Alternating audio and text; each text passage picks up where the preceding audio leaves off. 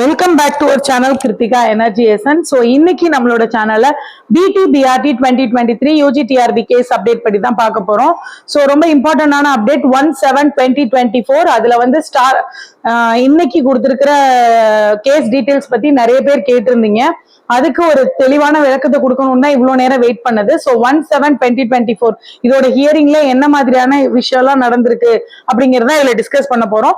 நம்மளோட Kiruthika energy essence வீடியோவை சேனலை சப்ஸ்கிரைப் பண்ணாத வியூவர்ஸ் இருந்தா சப்ஸ்கிரைப் பண்ணிக்கோங்க. டிஆர்பி ரிலேட்டட் வீடியோஸ் கண்டிப்பா அப்டேட் பண்ணப்படும்.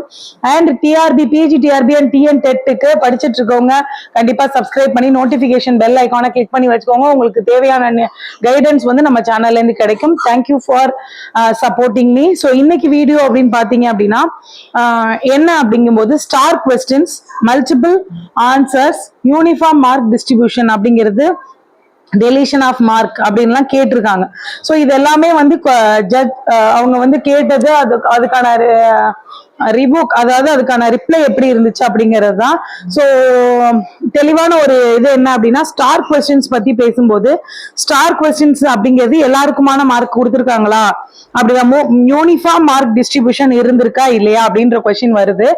சோ இதுல என்ன அப்படின்னா இந்த கேஸை பொறுத்த வரைக்கும் கிட்டத்தட்ட 9 பேர் தனித்தனியா கேஸ் தொடர்ந்தவங்களத ஒன்னா விசாரிச்சிருக்காங்க. சோ இன்னைக்கு கேஸ் வந்து சிங்கிள் பெஞ்ச், அதாவது சிங்கிள் பெஞ்ச்லயும் வருது, டபுள் பெஞ்ச் சென்னையிலயும் வருது, சிங்கிள் பெஞ்ச் மதுரையிலயும் வந்திருக்கு.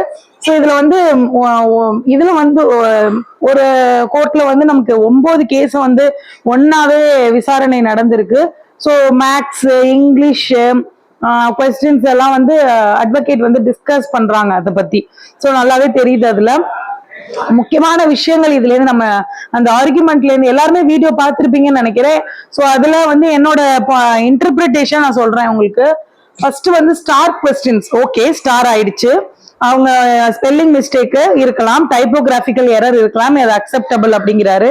அதுக்கு அடுத்து பார்த்தோம் அப்படின்னா முக்கியமான விஷயம் என்னன்னா யூனிஃபார்மா தானே மார்க் டிஸ்ட்ரிபியூட் பண்ணிருக்காங்க. சோ அட்டெண்ட் பண்ணி even those who are attending the question அவங்களுக்கு கூட யூனிஃபார்மா மார்க் கொடுத்துருக்காங்க.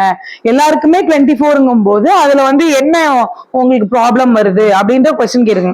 சோ ரிப்ளை பண்றாங்க, படிச்சவங்க படிக்காதவங்க எல்லாருக்குமே ஒரே மார்க்கே கொடுத்தா எங்களுக்கு வந்து அந்த மெரிட் லிஸ்ட் பாதிக்கப்படாதா, ஆன்சர்ஸ் பாதிக்கப்படாது, ஆன்சர்ஸ் எழுதினவங்களோட டைம் அண்ட் இது வந்து பாதிக்கப்படாதா அப்படின்னு கேக்குறாங்க. ஃபர்ஸ்ட் மல்டிபிள் ஆன்சர் எதனால அப்படிங்கிற பதில அவர் ஏத்துக்கிறார். சோ அப்ஜெக்ஷன், நாங்க மல்டிபிள் ஆன்சர் வந்து நாங்க கொஸ்டினுக்கு ஒரு ஒரு கொஸ்டினுக்கு ஒரு டென்டேட்டிவ் கீ கொடுக்குறோம். அதுக்கப்புறம் objections received by the candidates, நம்மளோட கேண்டிடேட்ஸ் கிட்ட இருந்து ரிசீவ் பண்ண அப்ஜெக்ஷன்ஸ எக்ஸ்பர்ட் கமிட்டி முன்னாடி கொடுக்குறோம். அந்த எக்ஸ்பர்ட் கமிட்டி என்ன பண்றாங்க, ஓகே இதுவும் அக்செப்டபிள் அப்படின்னு சொல்லி ஒன்னொன்னுக்கும் வித்தியாசமான விடைகள் இருந்தாலும் அதை அக்செப்ட் பண்றாங்க. அப்படின்னா அது தப்பான ஆன்சரா இல்ல, அவங்க ஏத்துக்கொள்ளக்கூடியதை அக்செப்ட் பண்ணும்போது சோ மல்டிபிள் ஆன்சர்ஸ் வருது. சோ இதுவும் நம்மளா வந்து இந்த ஆன்சர்ஸ் கொடுக்கல. இந்த objection received by the candidates objection tracker சொல்லியிருக்காங்க. ஒரு கொஸ்டின் நம்பர் கொடுத்து அதுக்கு எத்தனை அப்ஜெக்ஷன் ரிசீவ்டு, அதுக்கப்புறம் டென்டேட்டிவ் கீ டென்டேட்டிவ் கீ என்ன இருந்துச்சு, ஃபைனல் கீல என்ன இருந்துச்சுங்கிற ஆன்சர்ஸ் வந்து கொடுக்குறாங்க. சோ அப்ப ஸ்டார் கொஸ்டின்ஸ் அப்படின்றது தவறு கிடையாது. ஸ்டார் கொஸ்டின் நீங்க ஏன் 24 மார்க் பண்றீங்க அப்படின்னு கொஸ்டின் கேக்குறாங்க. 17 மார்க் பண்றீங்க. ஓவராலா எல்லா சப்ஜெக்டும் சேர்த்து 82 கொஸ்டின் வருது. 150க்கு பாதிக்கு மேல 82 கொஸ்டின் ஸ்டார் கொஸ்டின் வருது. ஆனா அவங்க சொல்லியிருக்கிறது எல்லா சப்ஜெக்டும் சேர்த்து. அப்படிங்கும்போது அது என்ன மாதிரியா, அது எப்படி மெரிட் பேசிஸ்ல இருக்கும், எல்லா கொஸ்டினுக்குமே எல்லா ஆன்சருக்குமே மார்க் கொடுக்கும் போது எப்படி அது மெரிட் பேசிஸ்ல இருக்கும் அப்படின்னு கொஸ்டின் கேக்குறாங்க. அப்ப எல்லாருக்கும் ஒரே மாதிரி தானே கொடுத்துருக்காங்க, எழுதுனவங்க எழுதாதவங்க எல்லாருக்குமே ஸ்டார் கொஸ்டின் வந்து ஒரே மாதிரி தானே கொடுத்துருக்காங்க அப்படின்னு கேட்கும்போது யூனிஃபார்மா தான் இருக்கு அப்படின்னு பதில் சொல்றாங்க. சோ அடுத்து பாத்தீங்கன்னா டெலிஷன் ஆஃப் மார்க்ஸ். இப்போ நாங்க வந்து அந்த ஸ்டார் கொஸ்டினை டெலீட் பண்றோம், டெலீட் பண்ணுங்க, பட் ஸ்டார் கொஸ்டின்ஸை வந்து டெலீட் பண்ணிட்டு மீதி இருக்கிற மார்க்குக்கு மார்க் போடுங்க, மீதி இருக்கிறத வச்சு மெரிட் பேஸ்ட்ல நீங்க வந்து கொஸ்டின் ஆன்சர் தயாரிங்க அப்படின்னு சொல்றாங்க. சாரி, கீ ஆன்சர் கிடையாது, உங்களுக்கு மெரிட் லிஸ்ட், அதாவது 125 கொஸ்டினுக்கு ஃபார் எக்ஸாம்பிள் 24 கொஸ்டின்ஸ் இல்ல அப்படின்னா 126 கொஸ்டினுக்கு நீங்க மார்க் வந்து மெரிட் லிஸ்ட் தயாரிங்க அப்படின்னு தயாரிக்க சொல்லுங்க அப்படின்னு கேக்குறாங்க. சோ அதுக்கு அவர் இந்த 24 கொஸ்டின்ஸ் யூனிஃபார்மா தானே கொடுத்திருப்போம், அந்த யூனிஃபார்மான அந்த 24 கொஸ்டின்ஸை ரிமூவ் பண்ணிட்டா ஒரே மார்க் சேம் மார்க் தானே எல்லாருக்குமே இருக்கும், அதுல எந்த மாற்றம் வராது இல்லையா அப்படின்னு கேக்குறாரு. சோ அதுக்கு பதில் அவங்க சொல்லல. சோ அந்த இடத்துல அப்ப ரெண்டு விஷயம் முக்கியமா சொல்றாங்க. Star question, so it will be accepted by typographical error, அதை வெரிஃபை ரெண்டு இடத்துல பார்ப்பாங்க. ஒரு தடவை கொஸ்டின் டைப் பண்ணவங்க, அதுக்கு அடுத்து பார்க்கும்போது டிராஃப்ட் எடுத்தவங்க, அது மிஸ்டேக் சொல்றேன், நீங்க டிராஃப்ட் எடுக்கும் போதாவது செக் பண்ணலையா அப்படின்னு கேட்டிருக்காரு போன ஹியரிங்ல.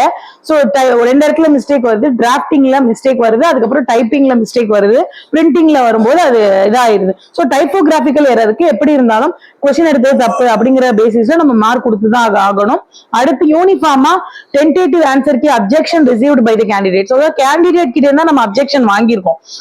அப்படிங்கும் போது அந்த அப்ஜெக்ஷன்ல வந்து என்ன ஒரு விஷயம் இருக்குன்னா, மல்டிபிள் ஆன்சர் இதுவும் கரெக்ட்னு ப்ரூஃப் பண்ணும்போது இது அக்செப்டபிளா இருக்கும்போது அதுக்கு மார்க் கொடுத்துருக்காங்க. ஒருவேளை அப்படி மார்க் கொடுக்காத பட்சத்துல இது கரெக்ட், இந்த ப்ரூஃப் வச்சு நாங்க அப்ஜெக்ட் பண்ணோம் ஆனா இதை ஏத்துக்கல அப்படின்னு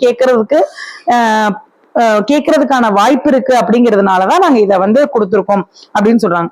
சோ இங்க ஹியர் ரொம்ப கன்க்ளூடடா ரொம்ப யோசிச்சு பார்க்கும்போது, ஸோ ஸ்டார் கொஸ்டின்ஸோ மல்டிபிள் ஆன்சர்ஸ் கொடுத்ததோ எல்லாத்துக்கும் வந்து ஒரு இது கொடுக்குறாங்க. ஸோ மல்டிபிள் ஆன்சர்ஸ் அப்படிங்கும் போது நீங்க தானே அப்ஜெக்ட் பண்ணிருக்கீங்க, candidates R objecting the answers. நான் போன தடவை ஹியரிங்லேயே வந்து லிஸ்ட் போட்டிருந்தாங்க. ஸோ ஒரு கன்சர்ன் பர்சனோடது போட்டுட்டு அவங்க எத்தனை கொஸ்டின் அப்ஜெக்ட் பண்ணியிருந்தாங்க, எத்தனை கொஸ்டின்ஸ்க்கு அவங்களுக்கு மார்க் கிடைச்சிருக்கு, எத்தனை கொஸ்டின்ஸ்க்கு ஆன்சர் கீழே இருந்துச்சு, எத்தனை கொஸ்டின் அதாவது டென்டேட்டிவ் ஆன்சர் கீழே எத்தனை கொஸ்டினுக்கு ஏபிசின்னு இருந்துச்சு, அது எப்படி ஃபைனல் கீழே மாறுச்சு, எத்தனை அப்ஜெக்ஷன் வச்சு மாத்தினாங்கன்னு ஒரு லிஸ்ட் கொடுத்திருந்தாங்க. சோ அதை பேஸ் பண்ணி அவர் சொல்றாரு. சோ அப்ப மீதி எல்லாத்துக்கும் நாங்க யூனிஃபார்ம் மார்க் டிஸ்ட்ரிபியூட் பண்ணிருக்கோம். சோ அடுத்து இவங்க டெலிஷன் மார்க் காம்பிடன்ஸ் பேஸ்ல திரும்ப ரெடி பண்ணுங்க அப்படின்னு சொல்லும் போது அதை டெலீட் பண்ணாலும் அதே மார்க் தானே வரும் அப்படின்னு அவர் கொஸ்டின் கேட்கிறார். அப்ப அதுக்கு there is no proper reply, I think, என்னோட பாயிண்ட் ஆஃப் வியூல. சோ அப்ப அந்த டெலீட் பண்ணிட்டு திரும்ப போடுங்க அப்படின்னு கேட்டது. சோ இன்னொரு ரெக்வஸ்ட் வந்து OMR காப்பி கேட்ட இது வந்து அதோட டீடைல்ஸ் எப்படின்னா, இதே டிஸ்கஷன் இதே மாதிரிதான் டிஸ்கஷன் போயிட்டு இருக்கு. OMR காப்பிக்கு வந்து நம்ம கொடுக்கணும், ஆனா இது நடந்து முடிந்த தேர்வுக்கு எப்படி அப்படிங்கிற மாதிரிதான் ஆர்குமெண்ட் போயிருக்கு. சோ அதுலயும் ஃபைனல் டச் வந்து அப்டேட், அதாவது ஃபைனல் இது வரைக்கும் இது பண்ண முடியல. சோ இதுலயுமே பாத்தீங்க அப்படின்னா 2-3 கேஸ் சேர்த்துதான் விசாரிச்சிருக்காங்க. சோ இதுல இன்னும் முக்கியமான இன்னொரு கேஸோட ஆர்டர் நான் உங்களுக்கு கொடுத்துருக்கேன் இதுல. சோ அது என்னன்னு பாத்தீங்கன்னா, இது வந்து த ரிட் பெட்டிஷன் அப்படின்னா சேலஞ்சிங் GO 149 ஸ்கூல் எஜுகேஷன் 2018ல இஷ்யூ பண்ண third respondent and to squash the same declared that petitioners are entitled appointed as teachers on the basis of TET mark and TET passed seniority with appropriate age relaxation having completed certificate verification before 27/2018, that is the date of passing school education department. So 149 போட்டிருக்காங்க. அதை வந்து அது மாதிரி நீங்க 2018க்கு முன்னாடி முடிச்சவங்களுக்கு, அதாவது seniority பேசிஸ்ல நமக்கு ஏற்கனவே ஒரு கேஸ் இருக்குது எல்லாருக்குமே, டெட் டீச்சர்ஸ் 2013 டீச்சர்ஸ் எல்லாருக்குமே தெரியும். சோ அந்த கேஸ வந்து அந்த கேஸ் இதுவும் இதோட சேர்ந்து விசாரிக்கப்படுது. ஏன்னா பிடி அசிஸ்டண்டோட நியமன தேர்வு தான் இது. இந்த நியமன தேர்வு வேண்டாம், இந்த நியமன தேர்வுக்கு பதிலா டெட் மார்க், அந்த டெட்டோட சீனியாரிட்டி அடிப்படையில் நமக்கு இப்ப மார்க் கொடுத்துருக்காங்க இல்லையா, வெயிட்டேஜ். சோ 2013 5.5 மார்க், 2014 5 மார்க், அப்படி கொடுத்திருக்க மார்க் பிளஸ் அவங்களோட டெட் மார்க் பேசிஸ்ல அப்பாயின்மெண்ட் போடணும், நோ சீனியாரிட்டி பேசிஸ்ல போட வேண்டாம் அப்படின்னு போட்ட கேஸ்ல வந்து இதையும் சேர்த்து விசாரிக்கிறாங்க. சோ இது எதுவுமே ஃபைனல் இதுக்கு வரல, அடுத்தடுத்த கேஸ்க்கு தான் போஸ்ட்பாண்ட் ஆயிருக்கு. சோ நமக்கு என்னோட கன்க்ளூஷன் என்ன அப்படின்னு பாத்தீங்கன்னா, அடுத்து ஸ்டே வெக்கேட் ஆகல, இன்ன வரைக்கும் ஸ்டே நீங்க ப்ரொவிஷனல் செலக்ஷன் லிஸ்ட் போட்டுடலாம் அப்படின்றது ஸ்டே வந்து வெக்கேட் ஆகல. ஆனாலும் இந்த டைரக்ஷன் ஆஃப் த கோர்ட்டை பொறுத்த வரைக்கும் அவங்க ஈக்குவாலிட்டி மெயின்டைன் ஆயிருக்கு அப்போ நம்ம தனியா ஒரு கொஸ்டின் அரைஸ் பண்றோம் அப்படின்னா அது ஈக்குவாலிட்டி இல்ல அப்படிங்கிற போதுதான். அப்ப ஈக்குவாலிட்டியா மார்க் டிஸ்ட்ரிபியூட் பண்ணிருக்கிறதுனால அதுல எந்த இஷ்யூவும் இல்ல அப்படிங்கிற பாயிண்ட்டும்.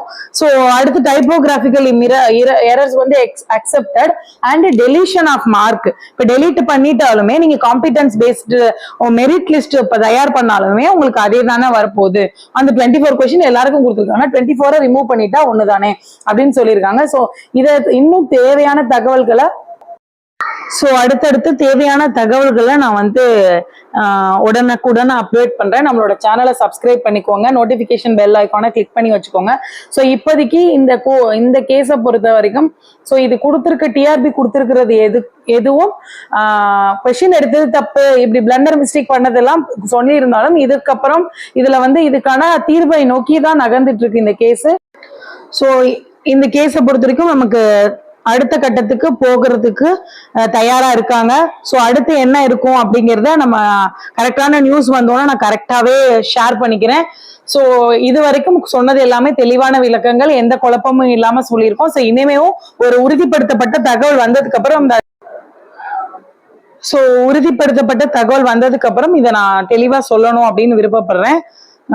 ஸோ உங்களை நோட்டிஃபிகேஷன் பெல் ஐக்கானை கிளிக் பண்ணிக்கோங்க. உங்களுக்கு அடுத்த தகவல் வந்தோன்னா அடுத்த வீடியோவில் நான் தெளிவாக சொல்கிறேன்.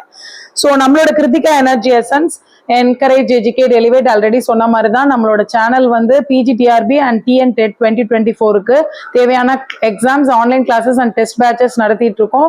ஸோ உங்களுக்கு பிஜிடிஆர்பி பொறுத்த வரைக்கும் இங்கிலீஷ்க்கு டெட் பேப்பர் 1 அண்ட் பேப்பர் 2க்கு இதுல யாருக்கும் ஜாயின் பண்ண விருப்பம் இருந்தா நம்ம ஸ்கிரீன்ல தெரியுற நம்பருக்கு வாட்ஸ்அப் பண்ணி தெரிஞ்சுக்கோங்க.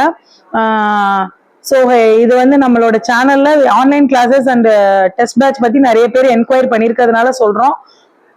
ஸோ எக்ஸாம் பாயிண்ட் ஆஃப் வியூல எப்பவுமே ப்ரிப்பேரா இருங்க. தேங்க்யூ ஃபார் வாட்சிங். இந்த வீடியோ உங்களுக்கு பிடிச்சிருந்தா லைக் பண்ணுங்க, உங்களோட டவுட்ஸை கமெண்ட் பண்ணுங்க, அண்ட் உங்களோட ஃப்ரெண்ட்ஸுக்கு இதை ஷேர் பண்ணுங்க. தேங்க்யூ ஃபார் வாட்சிங். Thank you friends.